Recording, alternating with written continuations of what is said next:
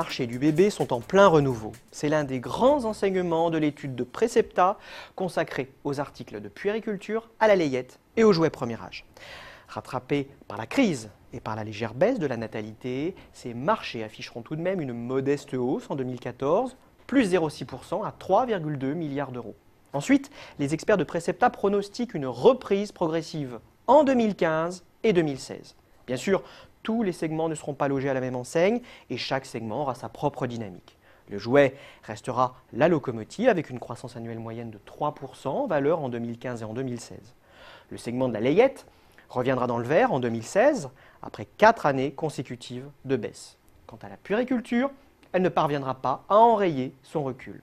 Malgré cette croissance décevante du marché global, les ventes en ligne représentent déjà plus de 10% de l'activité totale selon les calculs des experts de Precepta. Une part plutôt élevée comparée au poids du e-commerce dans la consommation totale des ménages, soit 5%. Et une part qui va augmenter dans les années à venir. D'abord parce que les dépenses de puériculture, layette et jouets sont sensibles aux arbitrages de consommation. Ensuite parce que l'offre est en pleine phase de structuration.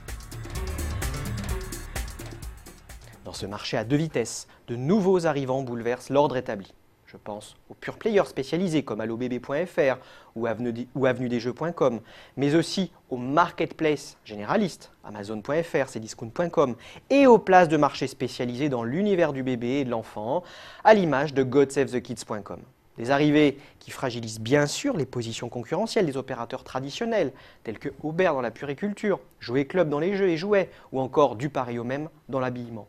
Des grands réseaux physiques qui sont aussi déstabilisés par le succès de l'occasion. Les pressions sur le pouvoir d'achat et le renforcement des aspirations citoyennes favorisent de fait les modes de consommation alternatifs comme la location ou l'occasion. D'ailleurs, l'occasion représente aujourd'hui un tiers des achats de grosse puériculture. Une part qui a toutes les chances de progresser de l'avis des experts de Precepta. Les distributeurs historiques doivent donc accélérer leur déploiement sur le numérique. C'est ainsi que s'impose peu à peu la mise en place de stratégies cross-canal.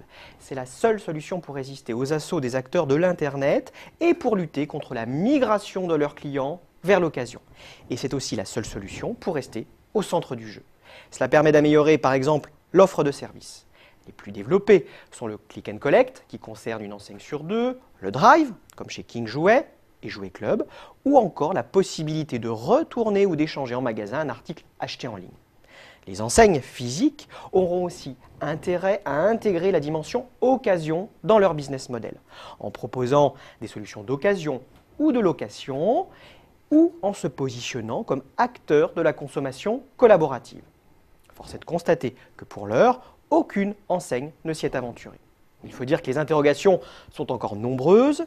Et oui, une plateforme de consommation collaborative doit-elle être un centre de profit à part entière ou pensée dans une logique d'image? Les points de vente doivent-ils jouer un rôle d'intermédiation ou d'animation de communauté?